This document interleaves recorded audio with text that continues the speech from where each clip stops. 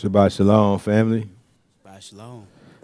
My name is Brother Nehemiah. Today I'll be presenting y'all with a message today in the place of my cousin Al. He's not going to be here today. And today your reader will be Brother Kevin Bell here. And today we're going to be bringing a message about the Pharisees. You know, who are they and are we one? Do we embody their characteristics, you know, their morals and the way that they carry themselves? A lot of people don't have a clear understanding on what a Pharisee even really is. You know, we'll read over it, but we really never do any research to figure out what really is a Pharisee. So if I was to ask everybody in here right now, what is a Pharisee, you know, we're going to get a lot of different answers, you know, and it might be based on opinion or what people might assume based off of reading, but getting a clear look into it, we need to study who the Pharisees really are, who the Sadducees are, who the scribes are, because these are things that the Most High had his prophets come and speak against in some manners, you know. So we need to determine what are their characteristics, what are they like, how do they think, you know, and that's the main thing is the mind frame, because in this journey to, you know, to be kingdom bound and to represent ourselves as a follower of the Most High and to be a light, we got to understand how the mind frame works, how our mind frame is, how do we think, because you master your mind, you can really go without sinning again, at least intentional, you know. So we could really do these things, but we've been taught, yeah, man, you might fall, just get back up. But we should be encouraging each other to be consistent, stay consistent. You can do it, sister. You can do it, brother.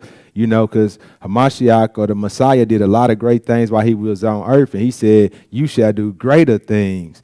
So we hold him to a standard, but he's saying you shall do greater things, meaning that he expects us to do good, to do better, you know. So today we're going to be going over what is a Pharisee and are we one? Because we have to do self-examination. What did the Most High like in the book? we should be trying to mimic that thing. And what he didn't like, we should be trying to stay far away from, right? So let's get into this. Again, we're going to be dealing with what are the Pharisees and are we one? So we're going to hold a mirror to our face during this whole lesson and presentation and just determine whether or not we are Pharisees. If we are, we definitely going to get out of here today and we're going to work on it, and if we not, praise the Most High Yah, Yes. But even putting this together, it even had me to just really go back and think about where I am now and where I used to be when I first came in this walk, how I used to, think and conduct myself, and it was like a dagger in the back to me, a knife to the heart, So with that being said, let's start off in Matthew 5 and verse 17. Because the Pharisees is a real big, I would say, opposition to actually Yeshua when he walked the earth. Yes. Come on. They was against him. They wasn't about promoting, the good news. They was about, taking this man down. So they were opposition, right? So he gave us some good advice about the Pharisees. And we're going to start off at Matthew 5 and 17 and just read into it and listen to what Yeshua is saying, because he is the word that came and walked the earth. Come on. He is the word. So this book was written about him and he embodies it, but more than even speaking, he acted it out. You see what I'm saying? So he should be our prime example. Let's start off in Matthew 5 and 17. Go ahead, brother. Test one, test. All right.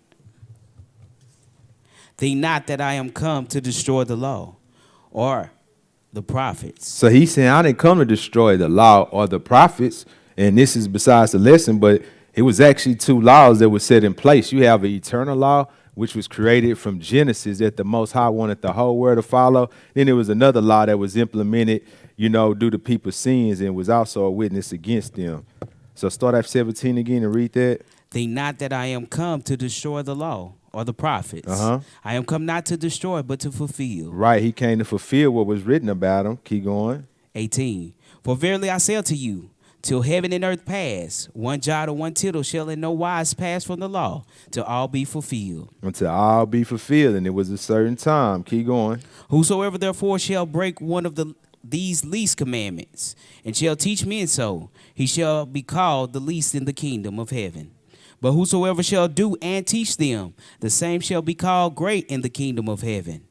Keep going. For I say unto you, that except your righteousness shall exceed the righteousness of the scribes and Pharisees. Say that over. For I say unto you that except your righteousness shall exceed the righteousness of the scribes and Pharisees. One more time. For I say unto you that except your righteousness. Except your righteousness shall exceed the righteousness of the scribes and Pharisees. You have to exceed their righteousness. And this is a key point. I started at 17 to let you read through just to show that the Messiah came saying, I didn't just come to destroy this and crumble this up and throw it away. It was given for a reason, but you have to exceed the righteousness of the Pharisees, right?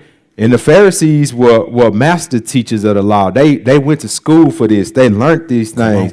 But he's saying your righteousness have to exceed theirs. And these was people who was built on what's called a Torah or the law, right? So he's saying your righteousness must exceed theirs. And these are masters of the law. Keep reading. Ye shall in no case enter into the kingdom of heaven. Right. So if you don't exceed their righteousness, you ain't getting into the kingdom. And keep in mind, these was people who was masters of the law. They went to school for it. This is what they was groomed for, right? So real quick, I'm going to read a little bit of this. Can you pull up that first one on there? I want you to read it. So what Brother Kevin about to read is just an actual definition of what a Pharisee is. Because a lot of times we read these scriptures, but we don't go into the Bible dictionaries nor the concordance to understand the language. Because we go off of what we think and perceive now, but language is called etymology. Where did this word originally come from? What did it mean at that time? Because what we use now might not be what they used back in the day, Like, I can't think of an example right now, but I will before the lesson, just to give you an example. But so, again, we're going to read the definition of what a Pharisee is. That way we can get a clear understanding. Go ahead, brother. Pharisees, a sect that seems to have started after the Jewish exile. In addition to Old Testament books, the Pharisees recognized an oral tradition, a standard of belief in life. So they not only just the Torah or the law, but they went by oral tradition, what was passed down orally from generation to generation to generation, right? And through the oral tradition, it was supposed to give enlightenment on what the Torah was and how to really make full purpose of it and full meaning. So they had not only had the law, but they went by oral tradition. Keep reading. They sought for distinction and praise. So they sought for distinction in praise, right? So they wanted to be distinguished as a difference in the way that they worshiped and followed the Most High. Keep going. By outward observance of eternal rites. By outward observance. Keep going. And by outward forms of piety, and such as ceremonial washings, fastings, prayers, and almsgiving. And comparatively read that part again. And comparatively, where it's talking about alms. Go up a little bit and read that again. They sought for distinction and praise by outward observance of eternal rites and by outward forms of piety and such as ceremonial washings. So they did things like ceremonial washings. They would get buckets of water and then they'll go in there, dip their hands in there and wash their arms and do all of this and then wash their face and stuff. Some of the stuff that Muslims took, right? Keep going. So ceremonial washings. Fastings. So fastings, they would do things like fastings. They was harp on being like doing fast. Keep going. Prayers. They like to do a lot of prayers. Keep going. Alms. So they would give alms for those in need. Keep going. And comparatively negligent of genuine piety. So they was negligent. The microphone. They was negligent of genuine piety, right? So give me a second. Let me pull this up, fam. Piety means the quality, actually, a belief or a point of view that is accepted with unthinking conventional reverence, right? So keep reading on that, brother. They prided themselves on their face good works. Right. So they pride themselves on fancy good works, right? So they would say, oh, I did this, I did that. And they would hold themselves as more righteous than the next man. So look, I'm going to go while he getting that ready. They did things like washings, fastings, prayers, alms, giving to people, right? And if you really look at it, what they doing, what they put a lot of emphasis on was things that could be seen by men. So when I'm fasting, you know, people will know I'm fasting. You know, when Hamashiach came, you know, they start saying like, man, don't make it look like you fasting. Right. You know what I'm saying? So what they would do when they would fast, they would walk around, oh man, I ain't ate all day, man. I've been fasting for 2 days. Right? They did washings with the water. They gave alms, because when they gave alms, they could say, oh, I gave this. Everything that they did was only to be seen by man. Right. It wasn't with true intent or with a good heart, right? Keep reading. They held strenuously to a belief in the existence of a good and evil angels. Right. And to the expectation of a Messiah. So they expected a Messiah to come. Mm-hmm. But did they accept Yeshua when he came? No, but in their belief system, they believed the Messiah was supposed to come. Keep reading. And they cherished the hope that the dead, after a preliminary experience either of reward, of penalty in Hades, would be recalled to life by him and be requited each according to his individual deeds. So basically what it's saying is that they believe that in the resurrection, they believe once you died, that you had to rise again and you would be judged to either go into Hades, you know, or you would be rewarded by the Most High to be in a better place, right? Mm-hmm. Keep reading. In opposition to the usurped dominion of the Herods mm-hmm. and the rule of the Romans. So they was against the the body who followed after Herod, the Edomites, they was against them at that time. They didn't want to do that because at that time the Edomites were ruling over us, so they didn't want to do nothing that the Edom or Esau was saying, right? Mm-hmm. So they were like, no, it was all about Israel. It's all about Israel. Because they believe the Father gave us a certain way to live, and we should follow by the book that He gave us. This is our laws. We shouldn't be doing what the next nation be telling us to do, right? Mm-hmm. Keep going. And the rule of the Romans, they stoutly upheld the theocracy in their country's cause, and possessed great influence with the common people. So they was even against the Romans, because remember, they had a problem. They didn't want to give the Rome they tax money, Caesar no tax money. Mm-hmm. Why should we pay them? This is our land. We have our own rule. We rule over ourselves, right? And it says that they possessed great influence with the common people. These were people of power. The Pharisees would get you killed. Oh, yeah, you did that? All right, let's take them before the people and get them stoned. Right. They was always out there condemning. Keep going.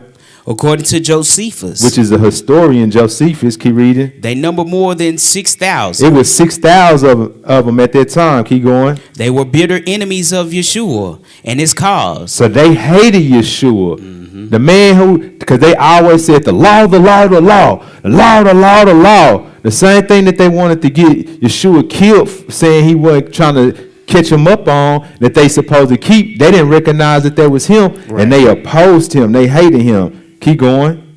And were in turn severely rebuked by him. And were in turn severely rebuked by him for their avarice, ambition, hollow reliance on outward works. So they relied on outward works, on what could be seen by man. Keep going.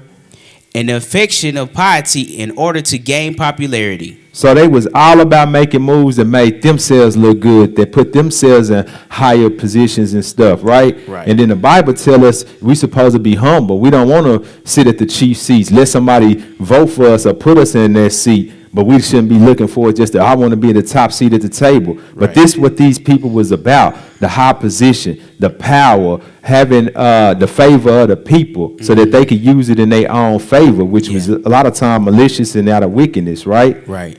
All right. So now we're gonna go to Hebrews 4:12. So basically, they focused on the exterior and what people saw from the outside, but they always neglected the internal change. So it's from the outside they look good, but inside they was wicked and rotten, right? Yep. And I have another note I put to the side. It said the Pharisees is a member of an ancient Jewish sect distinguished by strict observance of the traditional written law and commonly held to have pretensions to superior sanctity. A self-righteous person, a hypocrite. So they was always self-righteous. Oh, I'm this, I'm that. You know what I'm saying? So let's go to Hebrews 4:12 and start getting some examples, since I got to prove myself with scriptures. Come on. Hebrews 4.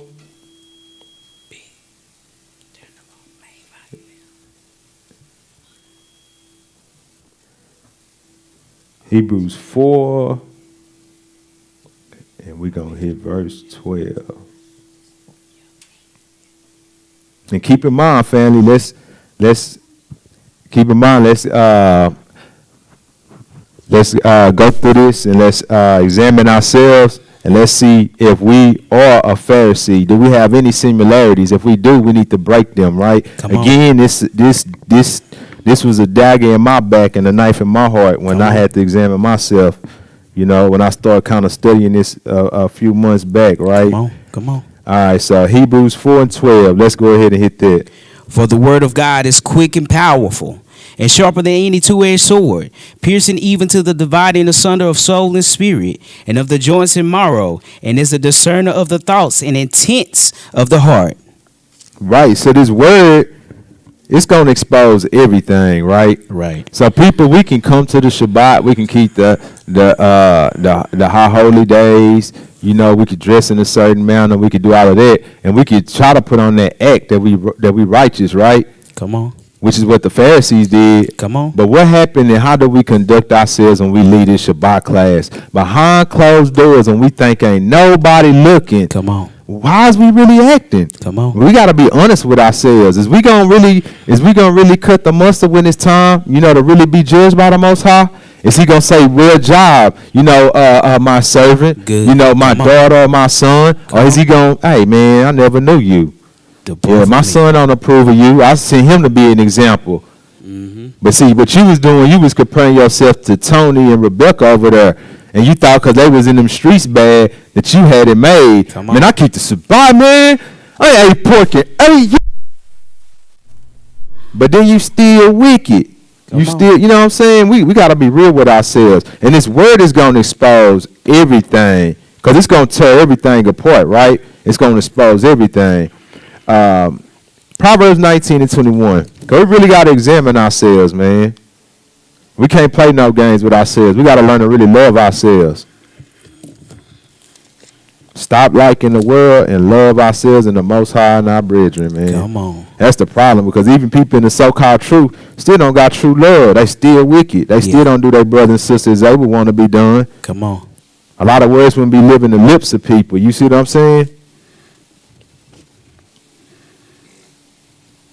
Proverbs 19 and 21. When you get there, brother, you can read.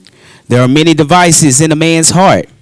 Nevertheless, the counsel of the Lord, that shall stand. There's many a devices in the man's mind, right? So it's up to you to master your mind and condition your brain to see, like, well, is this going to be a good place? Am I building a place where the Ruach could really come dwell with me in my holy of your holies? Because your mind is your holy of your holies. This is your battlefield.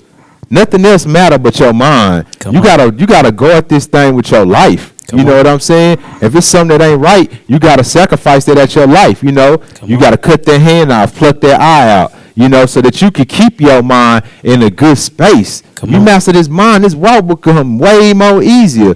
You'll be able to see them blessings instead of the curses written in Deuteronomy 28, right? Come on. He'll fulfill his, bring itself out to you, and make itself known to you so that you'll know he real, even beyond just you believing in faith. You will be like, man, I know he real. Look how he walked this thing down, right? But we got to master our mind, and we got to get out of that mode of, man, I fall sometimes, I get weak. Nah, we got to do better, because we got to show the young children how to live, how to be good. As our elders should be showing us and leading the example for us, right? Come on. So the many of plans are in a man's heart, but the counsel of the Most High is what's going to stand, right? So go to the other definition of the scribes. So now we're about to get into a quick definition of the scribes. So we got to understand that the Pharisees was men of the law, oral and the written and the oral tradition, right? They was all about doing works that could be seen by man, right? But when you start working on a lot of them fruits of the Spirit, a lot of them things, that's deeper. You know what I'm saying? Because you don't need no camera around you. To me, the Pharisees move like politicians. Jesse Jackson, Al Sharpton, everything for the camera. Everything for the camera. Everything for the camera. Same thing as the Pharisees, and even a lot of people who come to Shabbat class in them holy days. Come on. Because these spirits still live on out, even though these people is dead, their energy transferred to somebody. Come on. Go ahead and read that definition on scribes. Scribes. A man learned in the Mosaic law and in the sacred writings, an interpreter, teacher. So they would take the law, and they would be the ones who were quote unquote teachers who would say, okay, Deuteronomy 19 and this and Numbers this and that. So this is the meaning, this is the breakdown, and this is how we take it and receive it, right? Come on. So these people really can manipulate anything in their favor whenever they wanted to benefit themselves, right?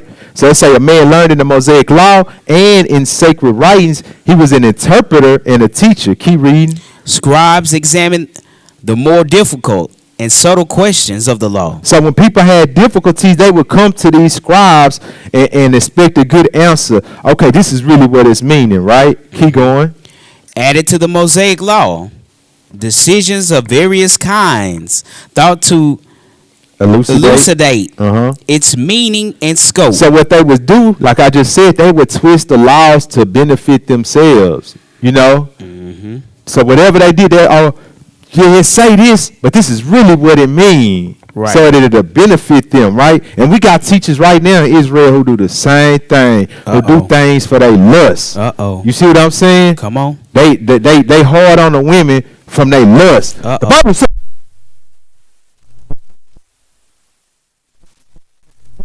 being leaders. Come on. He said not to usurp. Come what on. happened to the usurp part? Come on. He said,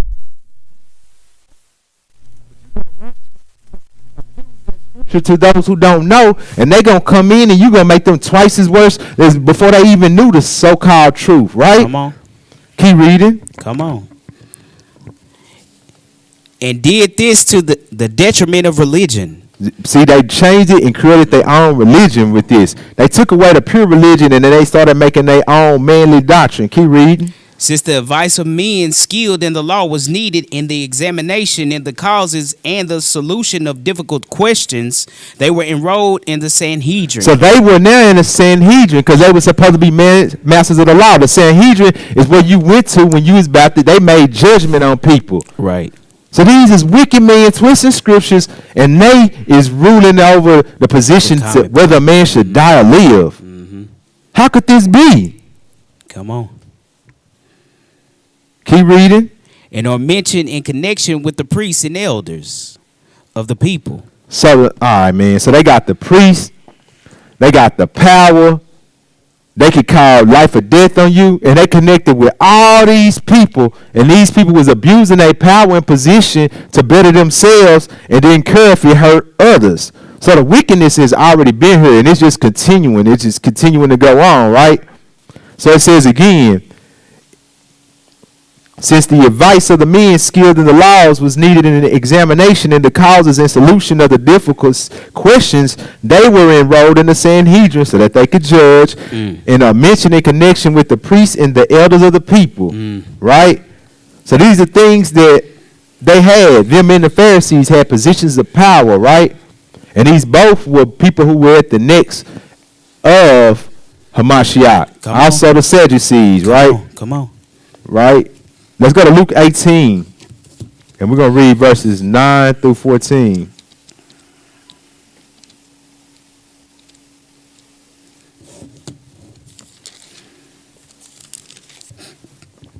So they would create loopholes within the law since they was the teachers so that they can get out of stuff. Just like people do now, they'll come teaching sex is marriage. But that ain't what the books say. It's order. But that's what they're going to push. Come on. They're going to push everything to be a law. They'll teach you that the white man is the devil when they more wicked than any white man that they don't know. Come on. You see what I'm saying? Come on. This is all the doctrines that these people push. It's a lot. I can keep going on all these doctrines. The twisting of it. The blaspheming of the Most High's name. Come on. By they wicked teachings and doctrines and evil hardened hearts that is uncircumcised. Come on. But they'll teach you about the physical circumcision, but yet their heart got all of that covered up with hardened skin. Right? Luke 18 and verse 9. Go ahead. And he spake this parable unto certain which trusted in themselves that they were righteous and despised others. 2 men went up into the temple to pray, the one a Pharisee and the other a publican. The Pharisee stood and prayed thus within himself, God, I thank thee that I am not as other men are. So he say, I'm glad I ain't like these other men. Keep in mind who's speaking right now. Right. This is the Pharisee. And Kim Folk brought this out last week, and I ain't biting off him. I already had my stuff kind of put together. He heard me talking about it, and he took the idea from me. That's how the spirit works. Nah, I just saying we're moving in the same spirit. Yeah, but this Pharisee, he's got his nose turned up, right? Like he looking in the sky, right? Because he all high and mighty. I'm glad right? Holier than thou. Right, holier than thou, right? Read that 10 again. 10? No, 11. 11. The Pharisee stood and prayed thus within himself, God, I thank thee that I am not as other men are. Right. Extortioners, unjust, adulterers, or even as this publican. So it is good not to be righteous, an adulterer, a hustler, and a swindler, scamming your own people. Come on. But he trying to hold himself up. I mean, we got to start understanding, like, what did they base they measure on? How did they judge themselves against what? Right? Because they say it was the law, but then when you look at it, you be like, nah, couldn't be. Right. Couldn't be, right? So he already putting himself in a higher position and exalting himself. I'm glad I ain't like this tax collector, right? Keep going. 12. I fast twice in the week. Yeah. Keep going. I give tithes of all that I have. Yes. So I fast twice a week. I give the tithes that I what? Of all that I possess. Right, right. Keep in mind what I read in that definition. What they do, wash their hands. They like to do washings, give alms, do stuff like that, tithing. Why? Because people can see this and say, "Oh, that's a righteous brother. He just dropped 600 in the tithing plate." Come on. Yeah, he just gave that brother $300. Right. Come on. Right? So these are all things that external, but they insides is wicked. We cannot be like this, fam. We can't leave the Shabbat the same every Shabbat. Knowing going home, we got to be honest with ourselves if we really changing or not. Come on, somebody. Because we could die tonight and be just.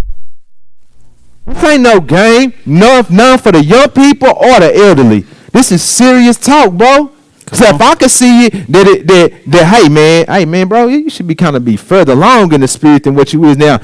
The Most High knows what you're doing. Absolutely. You see what I'm saying? And you can't fool people because some people gonna read through that and they gonna really know. Yeah, he coming. Still the same joker. You know what I'm saying? Yeah. Read that 14. I tell you, this man. Hold on, 13. And the publican, standing afar off, would not lift up so much as his eyes unto heaven, but smote upon his breast, saying, God be merciful to me, a sinner. What? He say, I'm a sinner. Yes. Right? That's important because it takes humility and it takes a wise enough eye to acknowledge your wrong. Come on. So you can't make a change until you acknowledge your weaknesses. You know, you can't be stubborn. Come on. If you know you need to change on certain stuff, we supposed to be doing this. But this publican, what he do? He acknowledges his wrongdoing and said, I'm nothing but a sinner. But the Pharisee,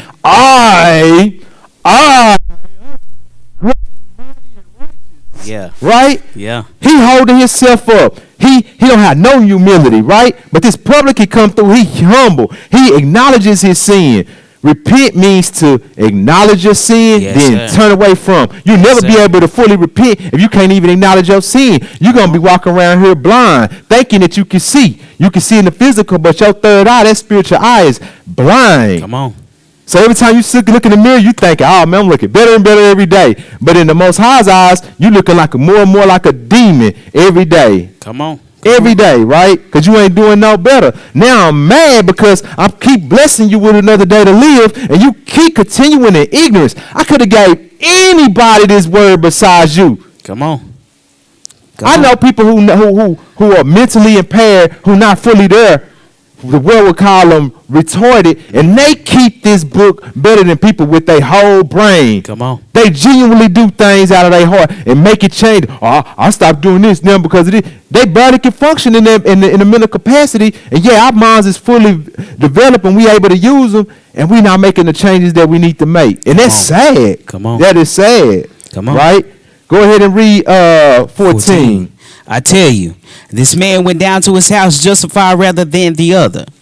For everyone that exalted himself shall be abased, and he that humbleth himself shall be exalted. Right. So when you hold yourself to a higher stand, you come into this truth. I came into this truth learning a little bit about, the dietary law, or the Shabbat day, the high Sabbath days. And I wanted my family to genuinely get in. I was hurt because they weren't making the moves. I was expecting them to jump on it, but they wouldn't. But eventually, I had gotten a hardened heart, the way they would handle us, lying on us about stuff, and I would be like, I can't wait till they get judgment. Instead of me having the heart to be like, man, Father, please help them change. Give them time, y'all. Don't take them before they have a time to repent. Come on. Right? Come on. But my mind was wicked, but I thought I was justified because I was keeping the Sabbath day. I was keeping the holy days. Make it plain. But it's more than one knife in my back. I almost broke down even going over there. I was like, man, I thought I was there, but I was wicked. When I so-called came into the truth, it hardened my heart more than when I was in the world. Yes, sir. Right? because I was just law. But my insides wasn't making the transformation that was needed. Yet I was reading the book and doing the things from the exterior that could be seen, right? Come on. So I was living as a Pharisee, had the same spirit, right? Come on. The thing about these Pharisees is that, actually, going back to the publican, the publican was hated by the people, y'all, because we got to deal with history, so we're not just reading things and not getting a good understanding of what we read. The publicans was the tax collectors. They went and worked for the man, what we would call the man now in these days, right? Oh, man, he working for the government. He over here, he helping to lock up all the brothers. He going to help put taxes on the brothers for the houses and this and that. You know, that was his job, though. You know, yeah, it wasn't one I would have did back in the day because I'm about my people, but, hey, he was doing that, right? So they was hated by the people. They was considered the coons, the sellouts, right? What we would call them today, right? Right. So the Pharisee was always I, right? Why? Because they got a medical term which is called narcissist. And that's exactly what they were. And when I went through all the medical terms on mental conditions, I saw the Pharisees, the Sadducees, and the scribes all throughout all of these medical terms, right? I was like, they embodying all these things, right? And we say that the medical terms of having these type of mental problems of being a narcissist and stuff, people would say, oh, it's a demon on them, and that's why. You know what I'm saying? Mm-hmm. Come on. We got to check ourselves, because in some ways we might be resembling these Pharisees, and in no way, because unless your righteousness exceed the Pharisees and the scribes, you ain't getting into the kingdom, right? Come on. Spiritually, physically, however you want to look at it, right? So they was narcissists, right? And those intentions was always about themselves, right? Right. Let's go to Mark chapter 2, verses 14 through 17.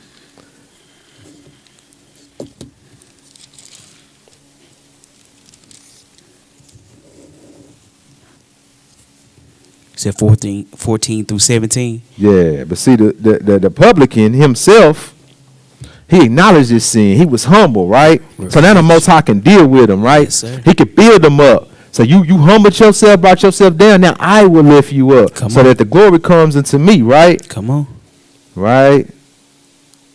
And everything that Pharisee bragged about, again, was things that could be seen of men. But what are we doing behind closed doors? Because the Pharisees was wicked. They were doing all type of wickedness behind closed doors. When you get into this history, you learn to read these books, man, these boys was breaking all the laws, and then the next day go kill a man for breaking the same law that he just broke the day before. Absolutely. Wicked, bro. Mark 2, let's hit 14.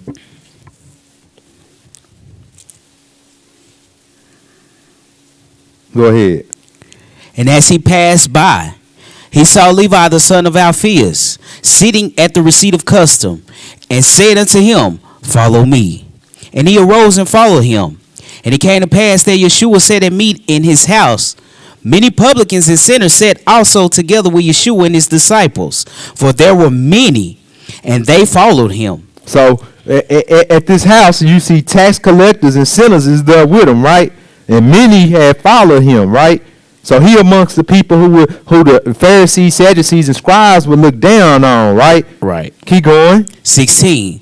And when the scribes and Pharisees saw him eat with publicans and sinners, they said unto his disciples, How is it that he eateth and drinketh with publicans and sinners? Man, look at this boy over here eating, chilling with these wicked people. What he doing over there, right? Right. What he doing over there? He over here with the sinners and stuff, man. This boy can't be nothing righteous. Keep going. 17. When Yeshua heard it, he said unto them, They that are whole have no need of the physician. If you good, you don't need no doctor. Right. You see what I'm saying? You don't have no medical condition. You don't need no doctor. You good, right? Keep going. But they that are sick, I came not to call the righteous, but sinners to repentance. So he came to heal those and help those who was in need, to bring them into the light.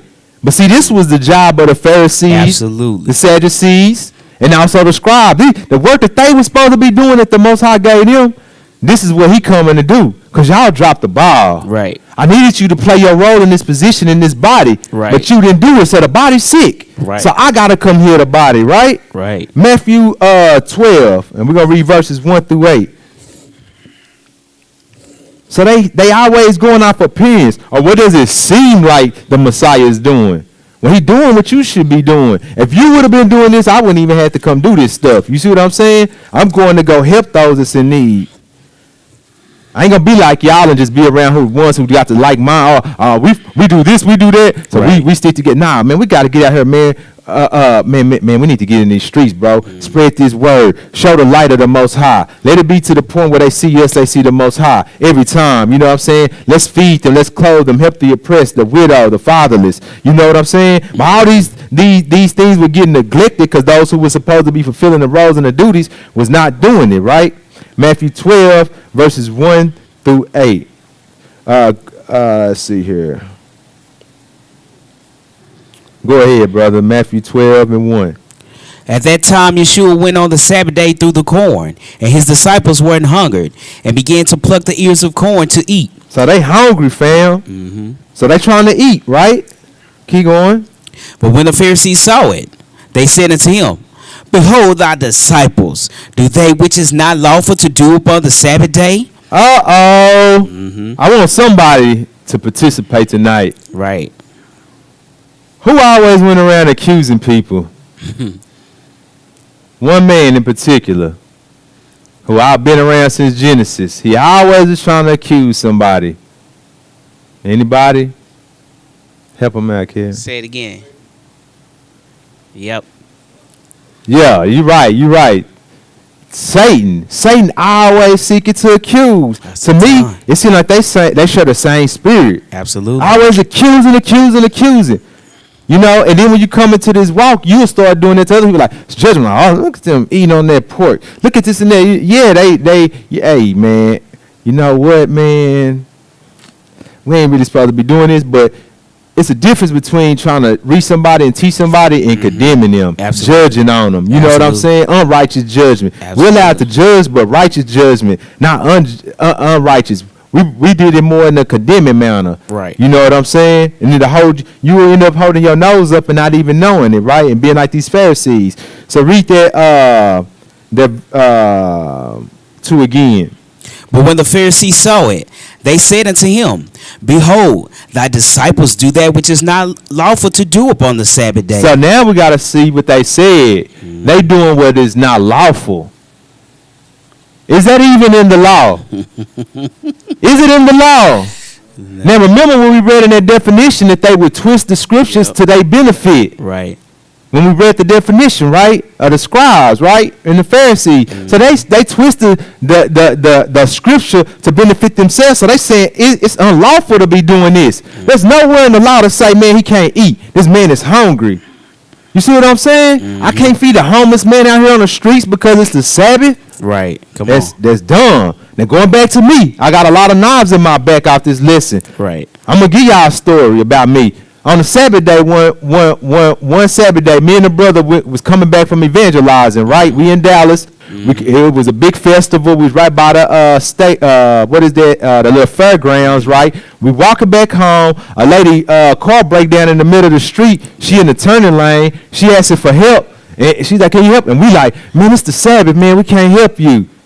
Now, we was really trying to be righteous. We was like, nah, we can't do this stuff on the Sabbath. We can't do this. You know, maybe if you would have been keeping the Sabbath, this wouldn't have happened to you. You know, but we was in the wrong. Right. The right thing and the righteous thing to do would have been to help that lady. Right. That could have been a seed planted. Hey, sister, did you know today was the Sabbath day? Ooh. Right.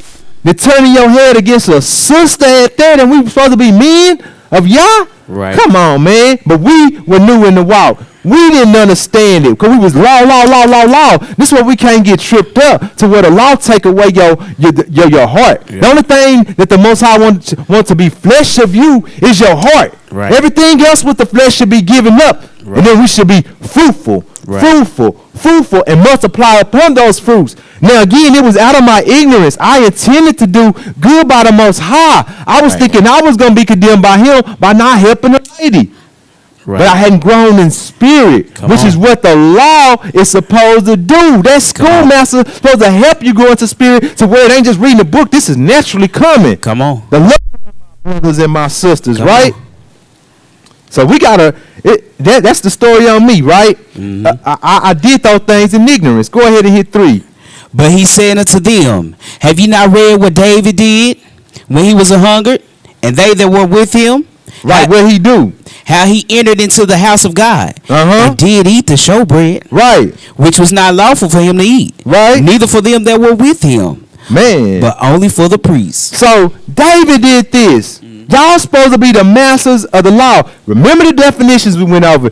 The Pharisees went to school for the law. They're supposed to be going through this book over and over and over and over and over and over. They didn't have to go work the same type of jobs as an average man at them days. They got the focus on it. Like people who go to theology school, right? They go to theology school, right? And then they get to study, and that's what they were supposed to do. But you forgot about David and what happened. Why? Because you was wicked, you an accuser, you evil, you seek to destroy, and accuse. Come on. So you forgot all about David, right? Brother David, right, in the English, right? Right. Keep going. 5. Or have ye not read in the law how that on the Sabbath day the priests in the temple profane the Sabbath and are blameless? Every Sabbath. Come on. Every Sabbath, blood being shed, man. Yes. Yeah. Yeah, brother. Keep reading. But I say unto you that in this place is one greater than the temple. So in this place is one greater than the temple. And that's the thing too, man. The Most High came and taught us, man, our bodies is our temple. This was standing as nothing. We are the true temple, right? And he let us know it's one greater than this in the temple. Keep going. But if ye had known what this meaneth, I would have mercy and not sacrifice. He want mercy over the sacrifice. But see, y'all are sacrifice all day, man. Y'all are worried about the circumcision of the man on his physical flesh before his heart. Come on. They everything for the external. Come on. I want this mercy, this compassion over your sacrifice and offering. Keep reading. You would not have condemned the guiltless, but you condemned the guiltless. Come on. Right? That being in man and all them innocent animals had to die because of your ignorance and your wickedness. Right? Right. Keep going. 8. For the Son of Man is Lord even of the Sabbath day. Right.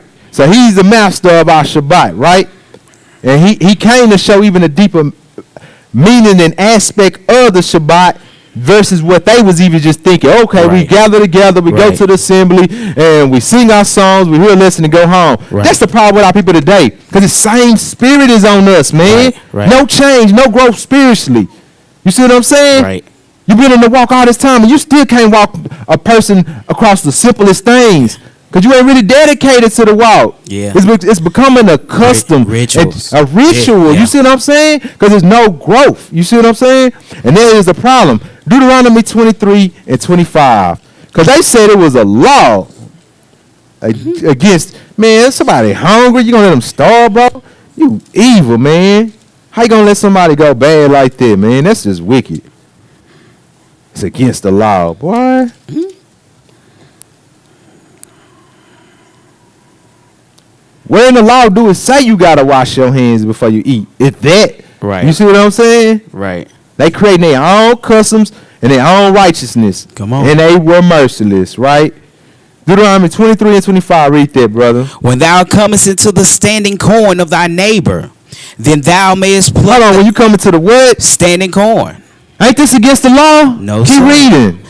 Then thou mayest pluck the ears with thine hand. But thou shalt not move a sickle unto thy neighbor's standing corn. So you can feed yourself, but don't go up there with no bag trying to come up off the next man. Right. You don't go take, a party wagon and fill it up with corn, right? But you hungry.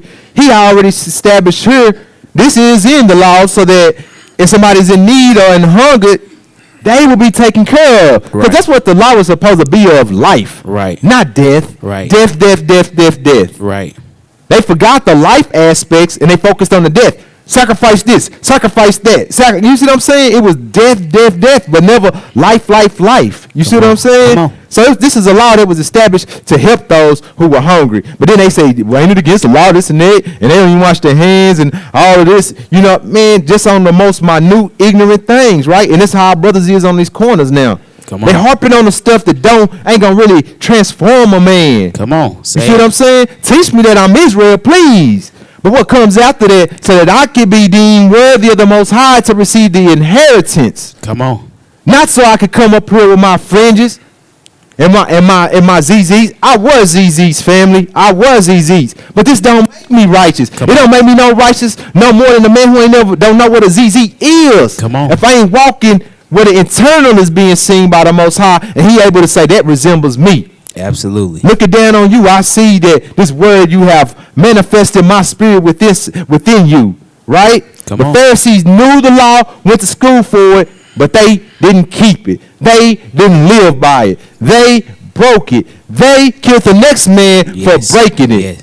Never transformed them. Man, the same mercy you give shall be given unto you. Come on. So what you think gonna happen to these Pharisees? They thinking they making it because they ain't died at that moment. Same day today. People, brother, come and learn this stuff and we thinking we making it because we ain't died yet. The death ain't been speedy. But that's because of his mercy that he giving us that we ain't even worthy of, right? Read that WebMD for me that I text you, brother. Because I spoke that these brothers had mental conditions that are that are spoken of in this world today in medical terms, right? So we're going to look up a word, read it, and then keep reading through the scriptures and see how this is true and how you can hold this amongst the Pharisees' psychological conditions, right? Go ahead, brother. Sociopaths, right? Keep going. Sociopaths are less able to play alone. Right, they don't play along, right? It's their way or no way, right? Keep going. They make it plain that they're not interested in anyone but themselves. So they focused on themselves, right? Same thing as a narcissist. Keep going. They often blame others and have excuses for their behavior. And it's nothing worse when people blame others and they can never change because they always blaming others. Oh, man, this and this and this and that. Man, hold on. Sit back and think about, did I do this to cause somebody to act like this or to do this? Or did I not say this in this manner? Where could I have improved? First, analyze ourselves, man. And then once we align, then we can go approach that person. But we need to do self-examination. These people was all about themselves, you know, and you will find friends like that as you growing up. Come on. When y'all go to school, y'all going to start seeing friends who all they do is talk about themselves. Everything always got to be about themselves. Oh, this girl over here about to have a baby, you know, and then somebody always got to ruin. Oh, well, I sold this hat for the baby. It's always something that bring it back to themselves, right? This is how the Pharisees were. It was all about them, right? They were not humble people. I thank thee I'm not like such and such. Right.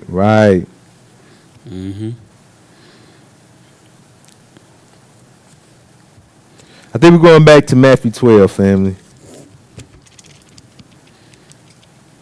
Hopefully I didn't forget to write in where I was supposed to be. Yeah, we're going back to Matthew 12, and we're going to pick it up at verse 9. Now start at verse 8 again.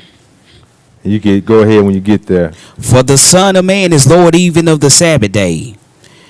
And when he was departed thence, he went into their synagogue. So he going into the synagogue where the Pharisees and all of them be at, right? Keep going.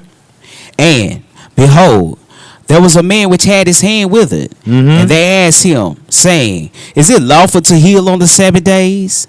That they might accuse him. So that they might what? Accuse him. So every question they asking ain't even being genuine. They just trying to catch him up so that they can have him killed, right? Right? So you looking at it, they tripping on him healing people, bro. Bringing life. You bringing life. Everything about Yeshua was life. Life. The Pharisees always death. What can we accuse him of? Accuse her of, so that we can have them stoned. It was nothing but death surrounded about them. And these are the men who's supposed to teach life. Right. So that's why we were so tore up. You see what I'm saying? You can't get no better, man. If we got a whole lot of creflo dollars, you know, in the building and teaching every Sunday, then how much worse will the people be if the blind are following them blind? Pass my collection plate around, brother.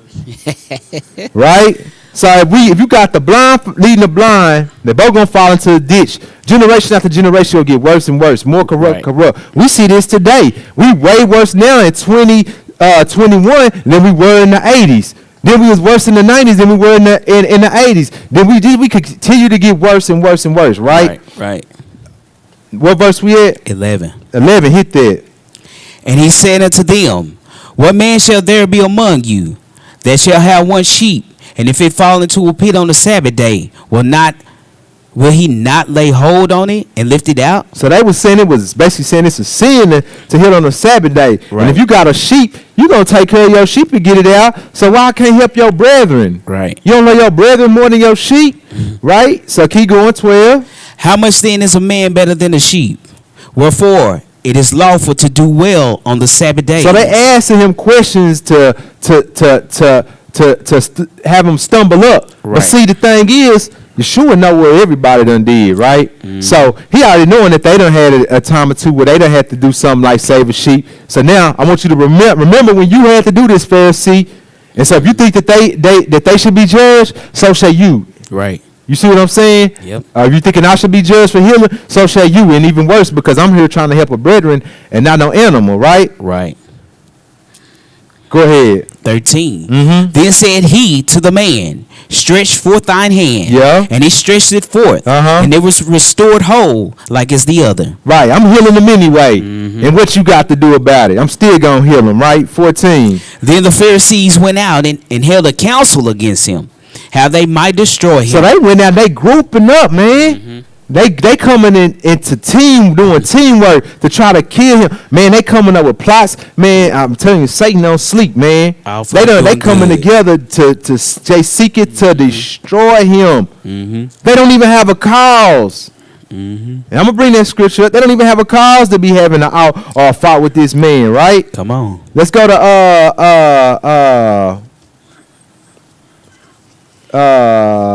22, verse 22. Go ahead. Then was brought unto him one possessed with a devil, blind and dumb, and he healed him, and so much that the blind and dumb both spake and saw. And all the people were amazed and said, is not this the son of David? So now they trip because they're like, man, I seen this little boy running around here. Now he doing all these type of miracles and stuff, right? Ain't this the son of David? Keep going. But when the Pharisees heard it, they said, this fellow did not cast out devils, but by Beelzebub, the prince of the devils. Wow. So they giving credit to the demons, right? They giving, hold your spot there. Let's go to 2 Timothy chapter 3.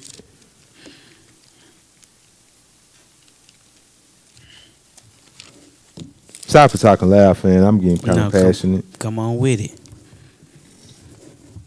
But they giving the credit that the Most High's work to the devil, man. Right? 2 Timothy chapter 3, verse 1. Read. This know also, that in the last days perilous times shall come. For men shall be lovers of their own selves, covetous. Hold on, they shall be what? Lovers. Are they what? Own selves. Pharisees. Yes. I tithe, I give them.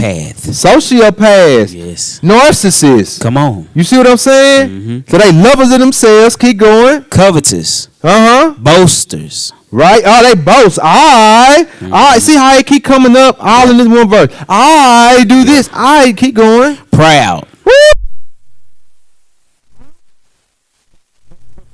He said, oh, this latter man shall be the one to see the kingdom. Right? Meaning the publican gonna get into their kingdom before that Pharisee, the master of the law. Come on. What? The master of the law. Keep going.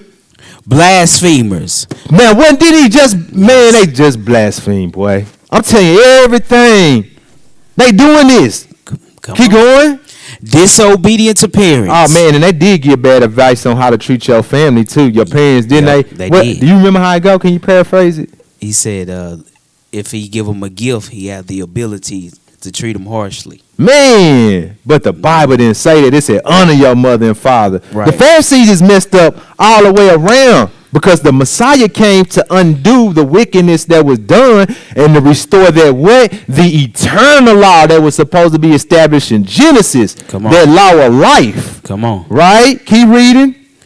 Unthankful. They unthankful, ungrateful, keep going. Unholy. Right? Without natural affection.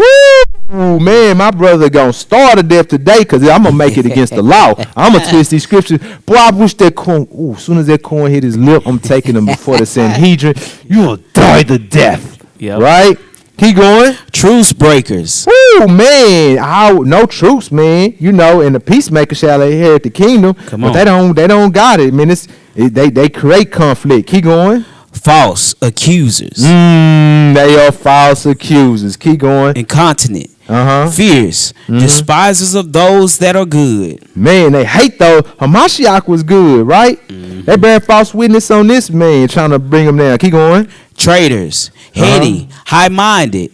Lovers of pleasures more than lovers of God. Ooh, keep going. Having a form of godliness, but denying the power thereof. From such turn away. Turn away from these, man. And that's exactly what they was doing, man. They blasphemed and they denied the power of the Most High that he had given to his son, right? And they gave their credit over to Hashatan. So back to Matthew 12.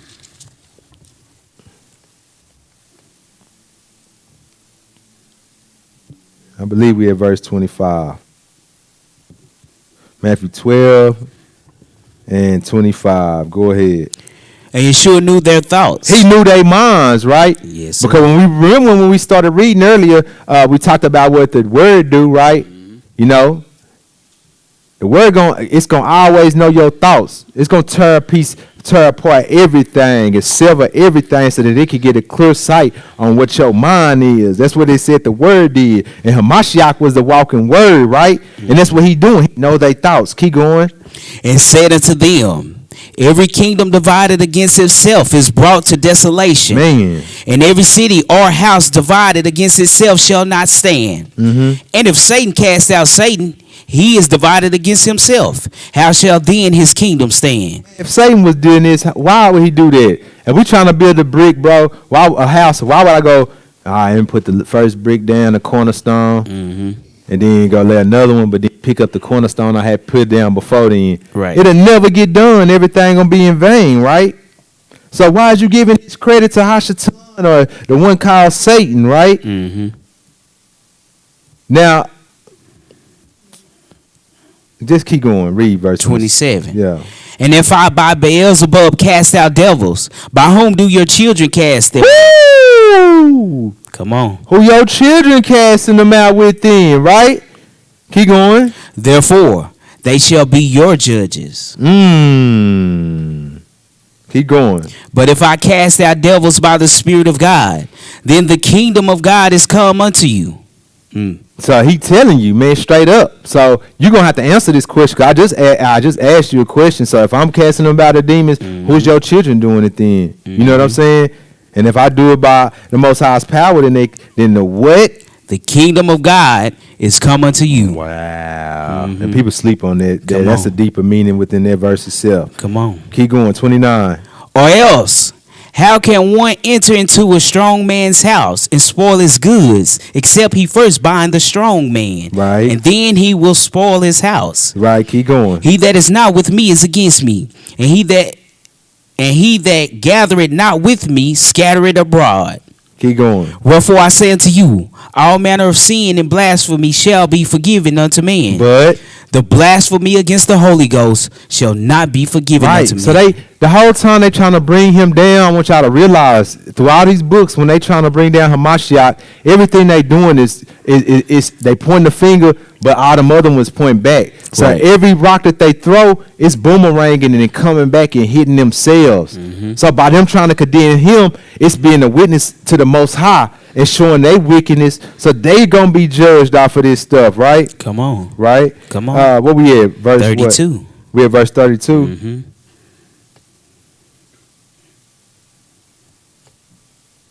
Let's go to Mark. I got Mark put in here. Let's go. Hold that in. Let's go to Mark real quick.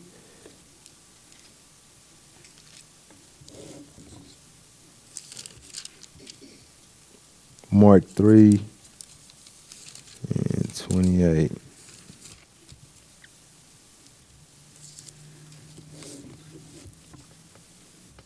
Come on. Yeah, Yes, we want sir. this. Mark 3:28. Go ahead and read. Verily I say unto you, all sins shall be forgiven unto the sons of men, and blasphemies wherewith soever they shall blaspheme. But he that shall blaspheme against the Holy Ghost had never forgiveness, but is in danger of eternal damnation. See, they putting themselves against the judgment, right? Mm-hmm. Yeah. Let's go to Luke 11.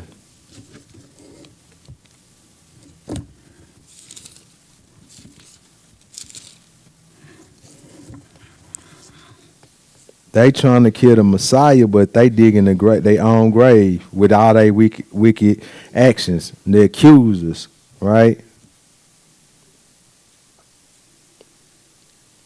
Go ahead and read when you get there. 11 and 1. 11 and 37, verse 37.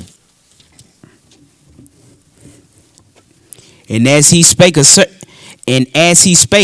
Pharisee besought him to dine with him, and he went in and sat down to meat.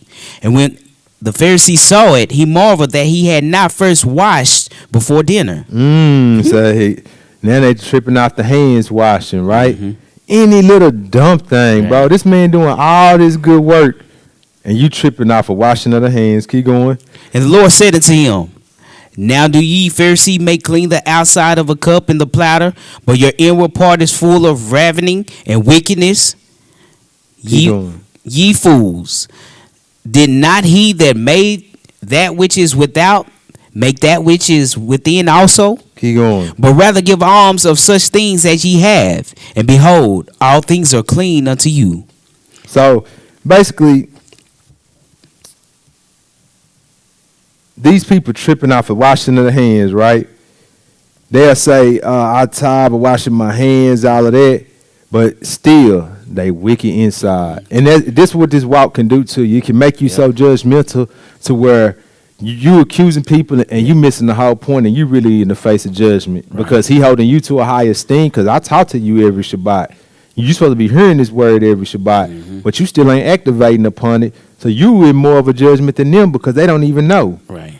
I chose you to hear this word, right? They blinded by the cardinal ordinances. Right. What verse we at? 42. You read that last one. But woe unto you, Pharisees, for ye tie mint and rue and all manner of herbs, and pass over judgment and the love of God. These are ye to have done, and not to leave the other undone. So you do all of this, but you pass over the weightier matter. You know what I'm saying? Is judgment and the love, right? But you focus on everything else that could be seen to man, which is ain't going to do you no good, because when it's time to be judged, you're going to fail. So everything, you look good from the outside, but it ain't the right, you ain't right for it. You know what I'm saying? I put you in a position and you failing me, right? Come on. Let's go to Matthew 23 and 23. We can't deceive ourselves, though, fam. And if we know we ain't really growing spiritually and in wisdom like we need to stop playing with ourselves. You might as well just go back to the world. I ain't just saying go, but hope you don't. But you might as well live it up versus just to fake the funk and you live in vain. You know what I'm saying? And like, man, well, you might as well should have did this. Matthew 23 and 23. Go ahead, brother. Woe unto you, scribes and Pharisees, hypocrites! Woo, you are a hypocrite, right? Keep going. For ye pay tithe of mint and anise and cumin, and have omitted the weightier matters of the law, judgment, mercy, and faith. These are ye to have done, and not to leave the other undone. Right.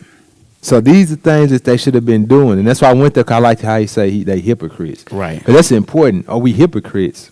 Do we say one thing and we do another? Come Do on. we say we love our brothers and sisters, but we talk behind their back? Come on. Do we not be there for our brothers and sisters when they need help? Because see, this is the thing. That's a hypocrite. You can't it tell me plain. you love somebody and then you do them dirty. You Make it treat them plain. bad. You don't show them true love, right? That's a hypocrite in my eyes, right? Luke 11 and 42.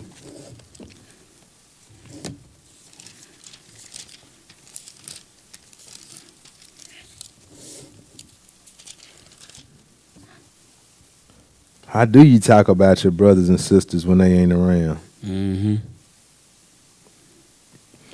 Luke 11 and 42. Go ahead. But woe unto you. Let's go to 43. Go ahead, 43. Woe unto you, Pharisees, for you love the uppermost seats in the synagogues. So they like them good seats, right? Mm-hmm. Why? So they could be seen. Keep going. Right. And greetings in the markets. So they in the places to where everybody can see them, right? Yeah, look at them.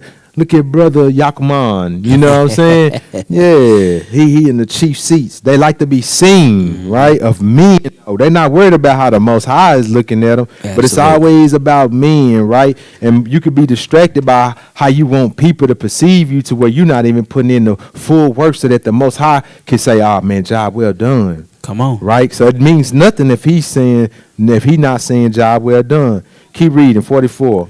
Woe unto you, scribes and Pharisees, hypocrites! For ye are as graves which appear not, and the men that walk over them are not aware of them. So people will think that you righteous because you put on that appearance, but Right. they don't even know you dead. Right. You dead in the Most High's eyes, but oh man, you know, she do this, she bring this to the Shabbat. You know what I'm saying? But Come you on. still dead in the Most High's eyes. Come on. And people don't see you, right? 45. Then answered one of the lawyers and said unto him, So the lawyers, these is the people who was known of the law. They go to school, they learn this thing, right? So Right. one of the lawyers is say what? Master, Mm-hmm. thus saying thou reproaches us also? So he even took this as an offense. You know what I'm saying? You speaking to us as well, right? Keep reading 46. And he said, Woe unto you also, ye lawyers, for you laid men with burdens grievous to be borne, and ye yourselves touch not the burdens with one of your fingers. So they giving the law, they pushing the law, but they don't live it themselves, right? And this is how they kill people on a daily, is by the law, but yet they don't keep it themselves, man. Right. Keep going. 47. Woe unto you, for you build the sepulchres of the prophets, and your fathers killed them. So they keep going. Read the next one. Truly you bear witness that ye allow the deeds of your fathers, for they indeed killed them, and ye build their sepulchres. So they would kill the prophets, and they'll go build a sepulcher around it and all of that, right? So these was like might as well be trophy heads on the wall to them. Isaiah and everybody who was killed might as well be like how the other nations go and put a moose head and a lion to get the taxidermists to stuff them and all of that. It might as well have been the same thing, right? Because the prophets was coming and speaking against the priests. Right. They was going against the priest. They wanted to say, "Oh yeah, listen to everything the priest say." They're like, "Nah, y'all wicked. It's a whole flock out here. It's people that need to be helped. Y'all abusing the people. Y'all misleading them. Y'all oppressing the people instead of helping the oppressed." Right. Even these, they was killing each other. But they work just like how the heathen police do these days. They'll see us, lock us up for everything, right? Yeah. Same thing that they be doing. But see, we get mad when the other nations do it to us. Right. But we'll hurt ourselves and hate ourselves and do all of that and think it's cool because it's Right. amongst our own people. And it's supposed to be the exact opposite, right? Yep. What verse we at? 49. Keep going. Therefore also said the wisdom of God, I will send them prophets and apostles, and some of them they shall slay and persecute, Just like the Messiah.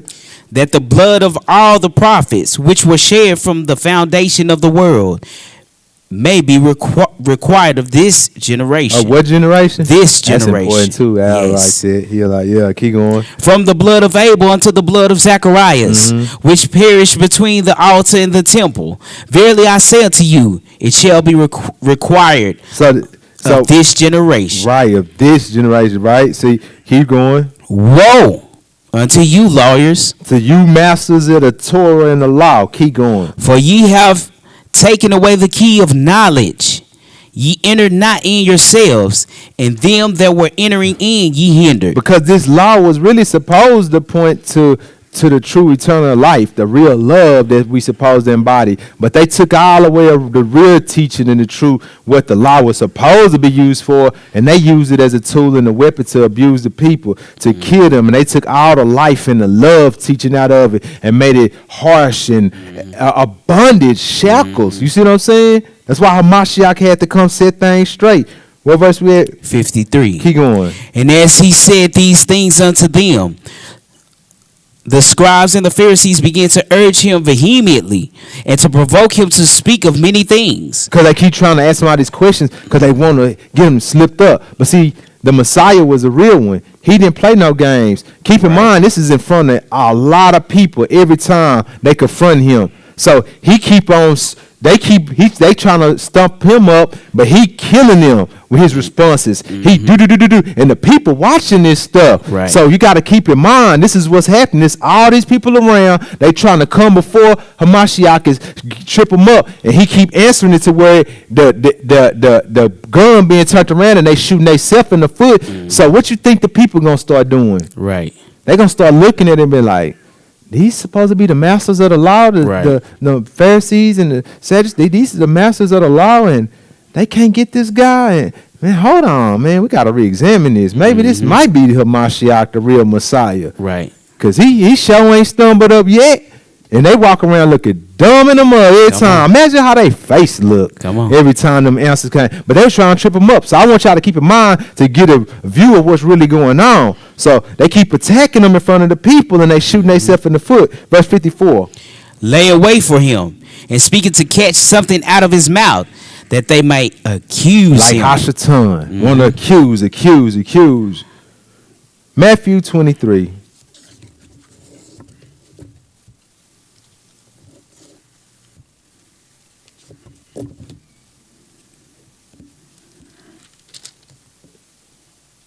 And we'll read verses 1 through 12.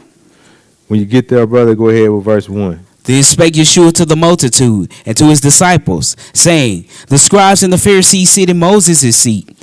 All therefore whatsoever they bid you observe, that observe. Read that again, verse 3. All therefore whatsoever they bid you observe. So he said what they tell you to do, you observe, keep going.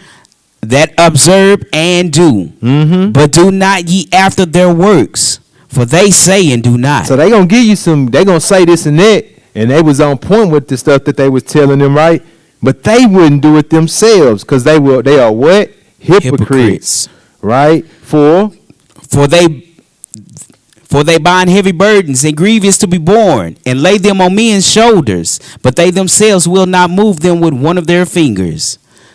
But all their works they do for to be seen of men. Keep like what? They make broad their phylacteries. And so they zizits, so they fringes.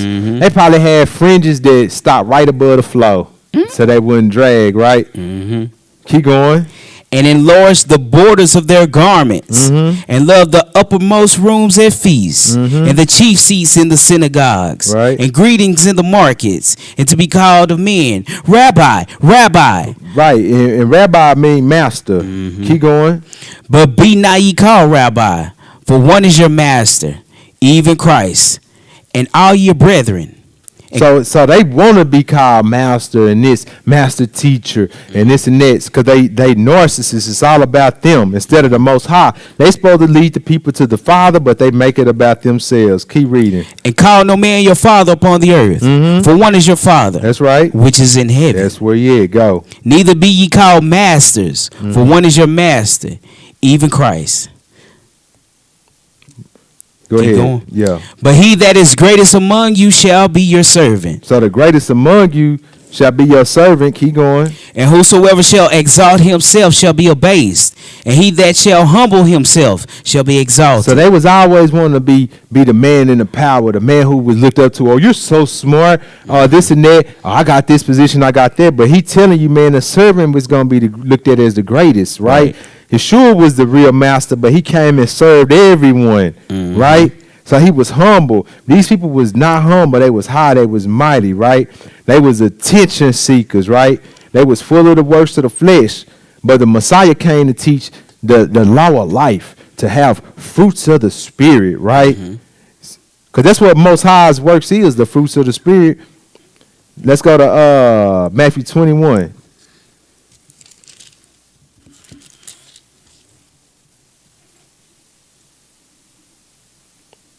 Matthew 21, we're going to pick it up at verse 23.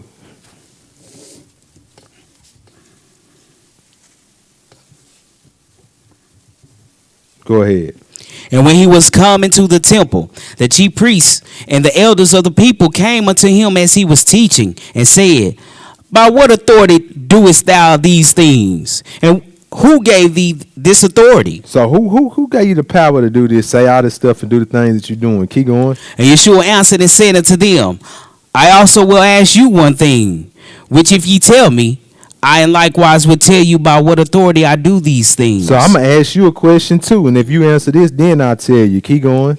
The baptism of John, whence was it? From heaven or of men? So they asking them, is this baptism of John, does it come from heaven to men? This is where he going to trip them up, fam, because they can't answer the wrong question or they messed up in front of the people. Keep going.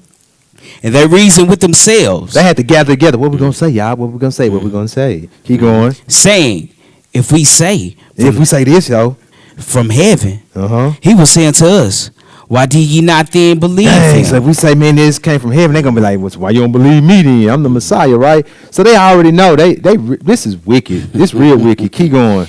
But if we shall say of men, we fear the people. For all hold John as a prophet. Yeah, you can't say that it's of a man, because once it's gonna be blasphemy, and the people love John. So if they would have denied that John was really sent by the Most High, then they might get pulled out of their position, or people rebel against them, right? Mm-hmm. So they really people pleasers even more than they are pleasing the Most High. Keep going. 27. And they answered, and they answered Yeshua and said, we cannot tell. And he said unto them, neither tell I you by what authority I do these things. So since you didn't answer my question, I ain't answering yours. So instead of just answering what they really thought, well, let's just say we don't know. You know what I'm saying? Well, y'all ain't answering your question. Verse 28. But what think ye? A certain man had 2 sons, and he came to the first and said, Son, go work today in my vineyard. And he answered and said, I will not. But afterward he repented and went.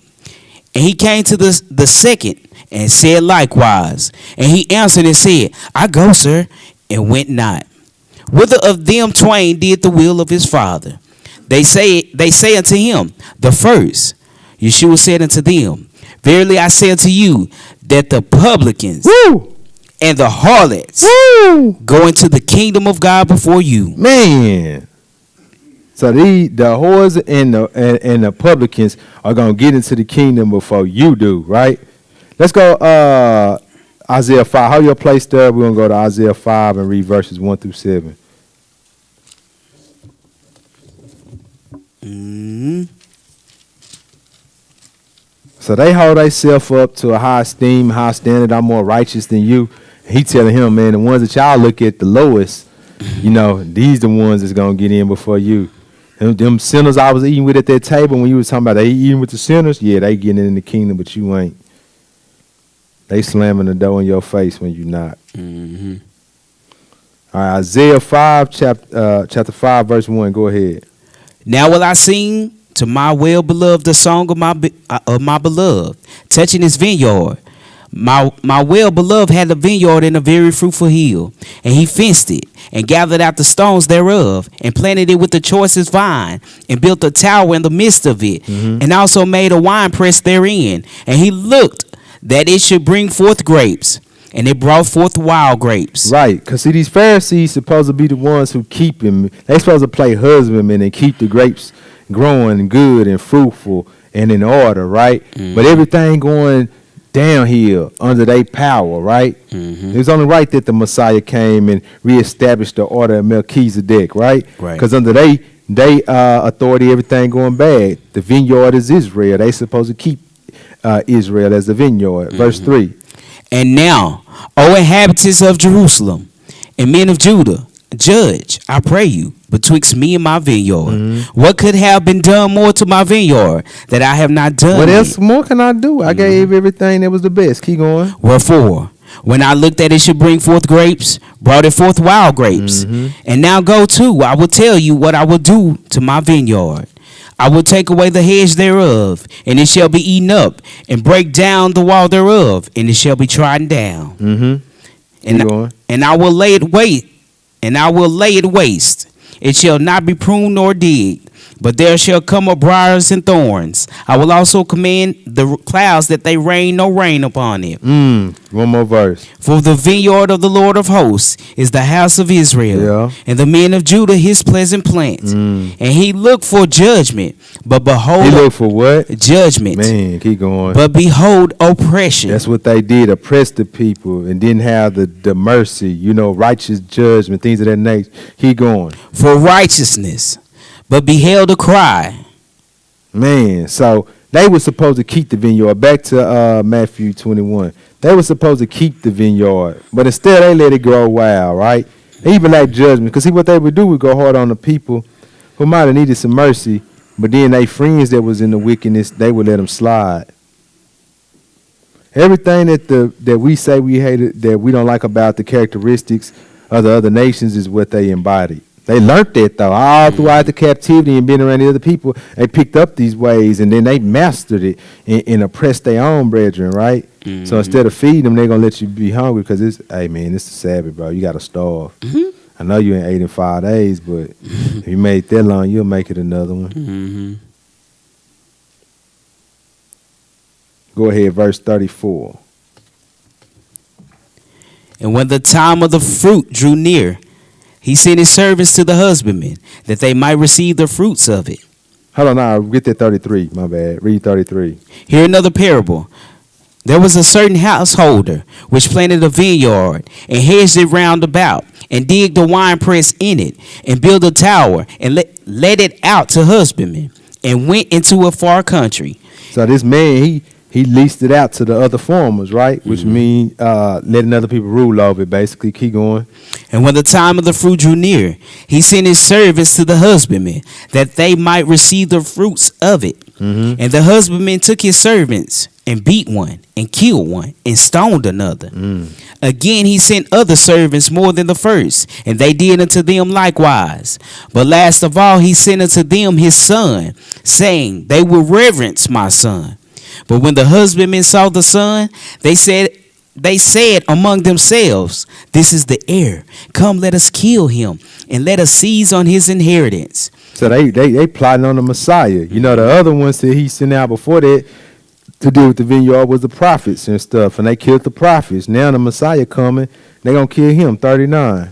And they caught him, and cast him out of the vineyard, and slew him. Right. When the Lord therefore of the vineyard cometh, what will he do unto these husbandmen? They said unto him, He will miserably destroy those wicked men, and will lend out his vineyard unto other husbandmen, which shall render him the fruits in their seasons. So he asking them the question, and they answering it, right? Pretty good, too. Keep going. 42. Yeshua said unto them, Do ye not never read in the scriptures? Since you the masters of the law, did you what? Never read in the scriptures? The stone which the builders rejected, the same has become the head of the corner. This is the Lord's doing, and it is marvelous in our eyes. So they supposed to be the masters of the law, and they missing all of this, right? They missing all of this, right? Go ahead, verse 43. Therefore say I unto you, the kingdom of God shall be taken from you, and given to a nation, bringing forth the fruits thereof.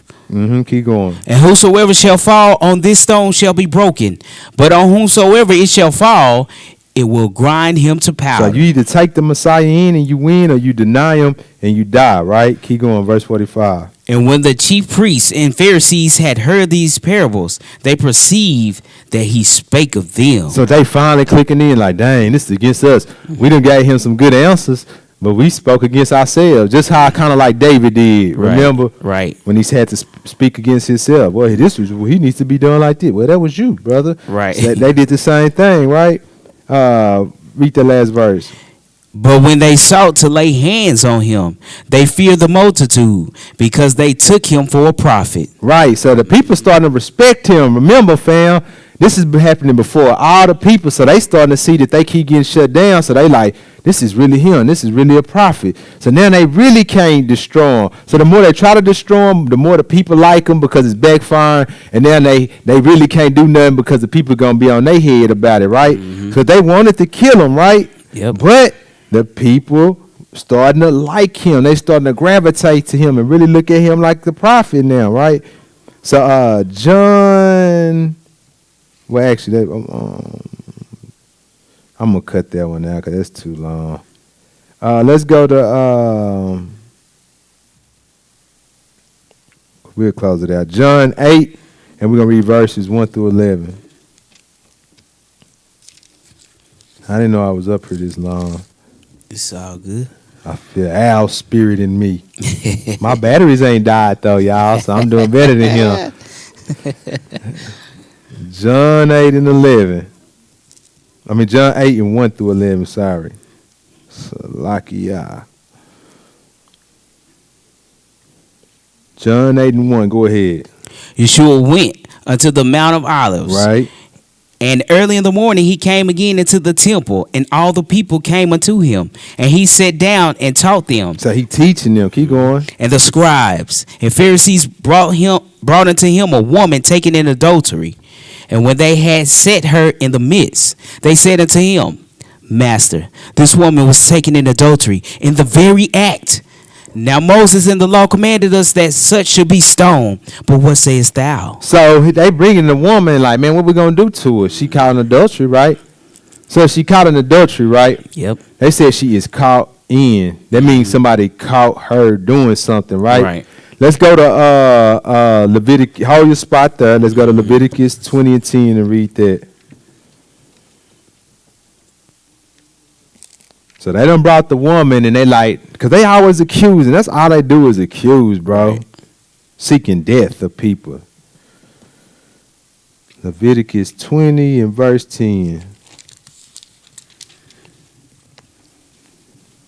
Leviticus 20, verse 10. Go ahead. And the man that committed adultery with another man's wife, even he that committed adultery with his neighbor's wife, the adulterer and the adulteress shall surely be put to death. Right. So that means that we got to go back to John 8. Mm-hmm. And we're going to read verse 4 again.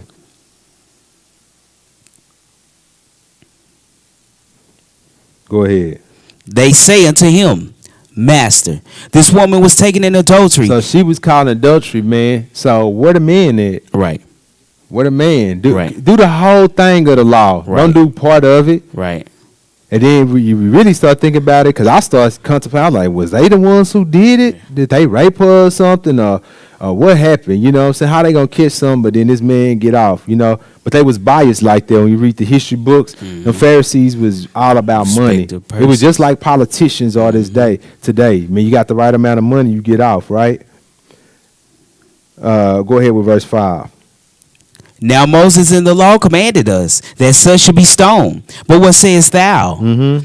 This they said, tempting him, that they might have to accuse him. Mm-hmm. But Yeshua stooped down and with his finger wrote on the ground, as though he heard them not. Mm-hmm. And then what if he wrote Leviticus 20 and 10 in there? Right. And then they, oh, man. Right. Yeah, I forgot about that one, right? Keep going, 7. So when they continued asking him, he lifted up himself and said unto them, He that is without sin among you, let him first cast a stone at her. Right. So a lot of people would try to use this, be like, you sinned before, you can't judge anybody. This talking about you, how you going to blame somebody for doing or get on somebody by doing the same thing you doing. You see what I'm saying?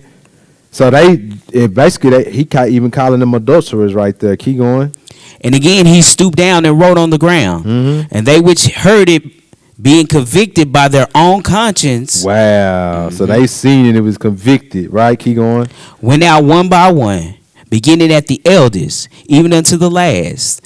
And Yeshua was left alone, and the woman standing in the midst. When Yeshua, Keep going. You're going to 11. And when Yeshua had lifted up himself and saw none but the woman, he said unto her, Woman, where are those thine accusers? Had no man condemned thee? She said, No man, Lord. And Yeshua said unto her, Neither do I condemn thee. Go and sin no more. But go and sin no more. That don't mean you continue to do it, right? Mm-hmm. Trying to pick it up. Let's go to Repent. Right, Matthew 13. Repent. But see, they was guilty themselves. So every time they tried to trip them up, they couldn't.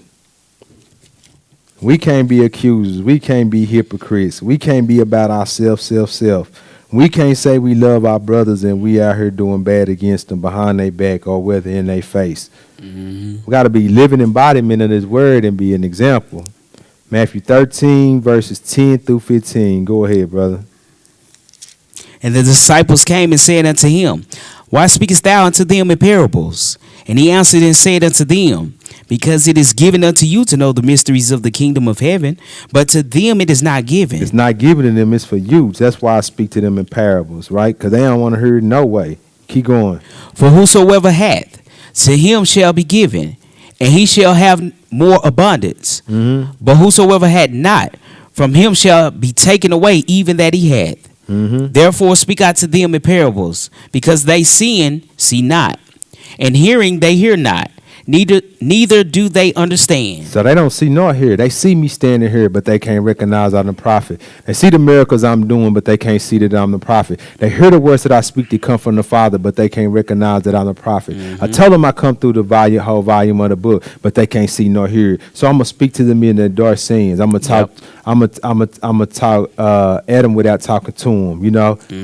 Keep going. 14. And in them is fulfilled the prophecy of Isaiah. What did he say? Which saith, By hearing ye shall hear, and shall not understand, and seeing ye shall see, and shall not perceive. Keep going. For this people's heart is waxed gross. Man, stony hearts, right? Your mind whack, and then your it's stony, it's hard. Keep going. And their ears are dull of hearing, and their eyes they have closed. Yeah. Lest at any time they should see with their eyes and hear with their ears, and should understand with their heart. And do what?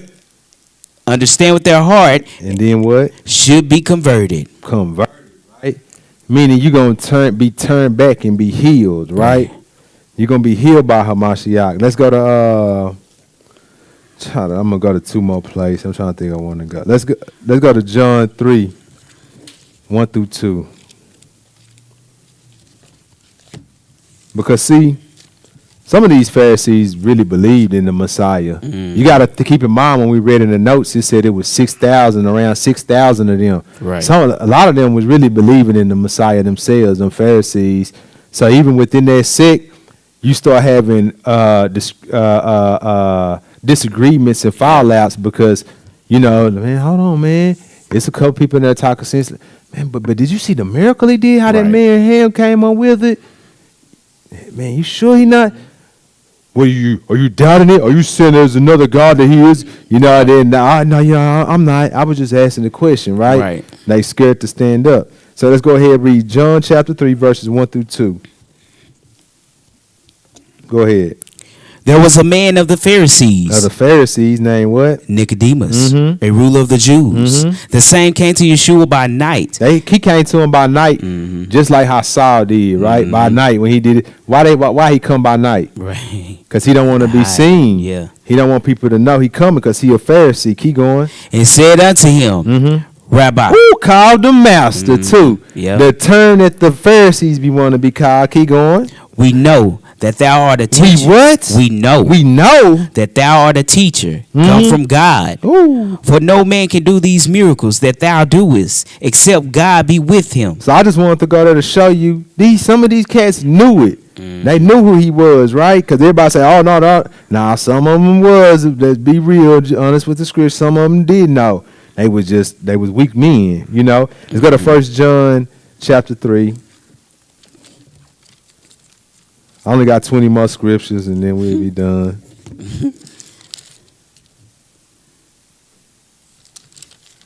I really did have a whole lot too. I done cut out a lot. 1 John chapter 3. And we're going to read verses 10 through 16. Go ahead, my brethren, when you get there. In this, the children of God are manifest. In this they are manifest. And the children of the devil. Whosoever doeth not righteousness is not of God. Right. Neither he that loveth not his brother. Man, do the Pharisees love their brethren? They sure hated not. Hamashiach, right? The one who came to die for people was willing to shed his blood, right? For the remission of their sins. Keep going. For this is the message that you heard from the beginning. Right. That we should love one another. Man, read that verse again, because I kept talking about it's two sets of laws. One given because of the wickedness of the men and their weakness, which is going to be a testimony against them. Mm-hmm. Then you have the eternal law that was established since the book of Genesis. Mm-hmm. See, people don't go in on this. It was two separate points of laws. Mm-hmm. And Yeshua came to reestablish that which was from the beginning, the eternal law, the law of life, not the law of death. Mm-hmm. Oh, I sin and something has to die. It's always death, death, death, right? He came to reestablish the law of life. Read that verse again, brother. For this is the message that ye heard from the beginning. From the beginning, keep going. That we should love one another. Man, not no Cain and Abel. Mm-hmm. Which spirit do you got, of Cain or Abel? Keep going. Not as Cain, right? Who was of the wicked one. Man. And slew his brother. Pharisees got his spirit. Keep going. And wherefore slew he him? Because his own works were evil and his brother's righteous. Pharisees, they want to kill Hamashiach because they wicked. Mm-hmm. He came to expose that. All the prophets of the old was getting killed because he was exposing the priest, and their wickedness. The leaders was wicked and they all got killed, right? Yep. Keep going. 13. Marvel not, my brethren, if the world hate you. We know that we have passed from death unto life, because we love the brethren. Mm-hmm. He that loveth not his brother abideth in death. We pass not to death, but into life. Yahweh speaking life, right? Because we love our brethren. Go ahead and read to 16. Whosoever hated his brother is a murderer. Man, they hated Messiah and they was murderers before they even turned them over to the Romans. Mm-hmm. Keep going. And you know that no murderer had eternal life abiding in him. Mm-hmm. Hereby perceive we the love of God,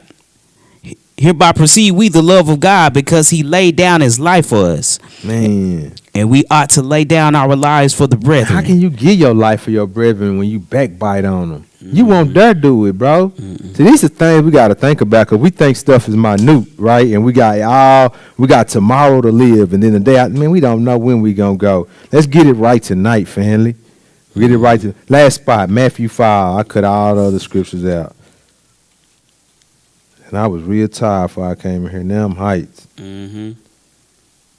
I can moonwalk across this carpet right now. Mm-hmm. Matthew 5 and 20. And like I said earlier, family, this was knives in my back. You know, it convicted me. Made me re-examine myself. Not helping a lady when a car broke down. Mm-hmm. Again, I thought I was doing right. But the ignorance, because of the law. Not understanding the true intentions of the schoolmaster, right? Mm-hmm. Man, Father, forgive me. Matthew 5, and we're going to read verses 20 through 22, and we'll close out. Go ahead. For I say unto you, that except your righteousness shall exceed the righteousness of the scribes and Pharisees, ye shall in no case enter into the kingdom of heaven. So let's keep that in mind, family, as we like these people. If so, with anything that's similar, we need to change that and work on it. It'd be best to even just, because when we be honest ourselves, we know what we feeling at. And we write these things down on paper and be like, man, I want to change this and that and focus on that. That's what the vision board need to be. Mm-hmm. What do I need to change? You know what I'm saying? Keep going. Hit that next scripture. 21. Yes, sir. Ye have heard that it was said by them of old time. Of old, right? Yes. Right? Keep going. Thou shalt not kill. Right. And whosoever shall kill shall be in danger of the judgment. Right. But I say unto you. But he say. That whosoever is angry with his brother without a cause shall be in danger of the judgment. The Pharisees in danger of the judgment. When we hate our brothers without a cause, in danger of the judgment. Keep going. And whosoever shall say to his brother, Rakah, shall be in danger of the council.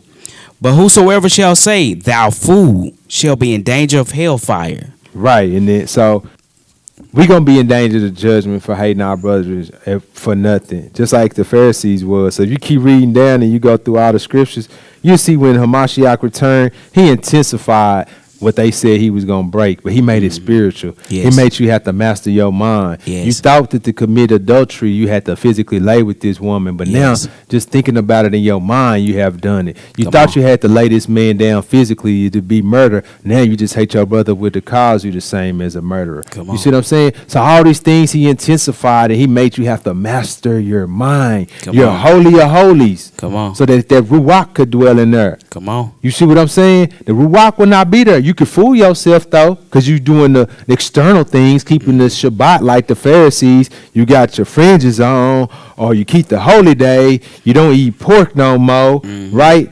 But then you fooling yourself like the Pharisees did. They was blind. They could not acknowledge their own sin because they haven't humbled themselves. They didn't do self-examinations. They was hypocrites. They was sociopaths. They was narcissists, right? So with that being said, I hope y'all, a lot of the scriptures got left out, y'all. I could have hit an Al moment. We would have been here till he returned. But yeah. But I appreciate y'all time. Hope somebody got something out of that, and that the word could be applied to help you grow and be more fruitful, and that the Ruach can dwell in your holy and holies. Don't be a Pharisees, or scribes, or Sadducees, but be like Hamashiach. Come on. Praise be to Yah. Shabbat shalom. Peace, family. Love y'all.